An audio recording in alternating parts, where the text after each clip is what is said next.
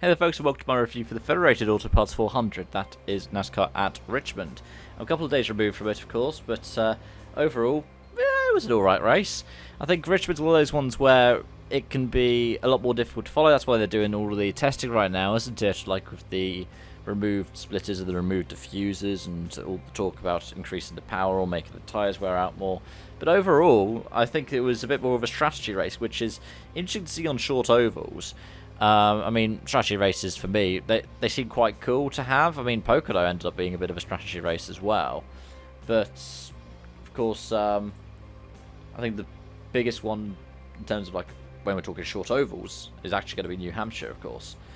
But it was nice to see how that race did play out. It was cool to see that Buescher managed to pick up a win. And that secures him into the playoffs now. Of course, he was above the cut line anyways. But it especially basically guarantees it. With 4 races left in the regular season, that means that, wow, we're guaranteed at least one person to get through on points.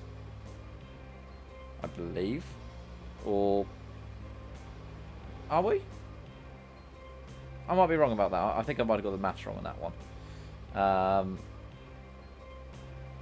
But overall, yeah, it was interesting race to see. I mean, the 2311s were up at the front from quite early on. Reddick got the pole and then ended up dropping back down with the pit issue, right? And we saw Hamlin running up at the front throughout the race as well. But of course, Bubba Wallace also dropped off. He ended up running, 12th at the end, but gets a lot more points than other people because stage points, of course, are a thing. It was nice to see, like, the climb back through we saw in the final stage for people like Kyle Busch. He ended up getting 3rd after the final restart of that late race restart, and it was a natural finish to the race. We didn't have to necessarily go into overtime, which was cool to see. It's nice to see late race cautions. It's nice to see overtimes occasionally. You don't want to see them all the time. But I much prefer like the kind of more natural end to an event than a green-white checkered finish, most occasions. But yeah, when we look down now towards the playoff bubble, you can see that it's Ty Gibbs who's climbed up, and McDowell is now the 16th place in the standings. It's 18 points between the two of them, and I believe that AJ Allmendinger is now 22 below the cut line, with Suarez 34, and Chase Elliott is 40 points out, and Bowman 42. So it's going to be a big push by the Hendrick drivers in those final 4 races to really, at this point, it is going to be a must-win situation. Because, whilst, yes, it's true, you could have more of a must-win if you're, say, Gregson or McLeod or Dillon, either of them.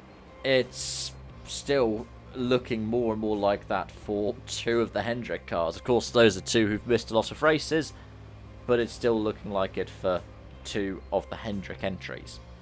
Yeah, like I said, a couple of days removed from the race. Overall, it was alright. It was nice to see that RFK they've been consistently good throughout this season. They've been improved. They made a step up from where they were at last season. I mean, last season it was shadowed by the massive points penalty they got, but it's nice to see more teams, especially like the kind of old guard, slowly stepping back up. But anyways, let me know your thoughts in the comment section down below. Thank you so much for watching, and I hope to see you again soon. Bye-bye for now.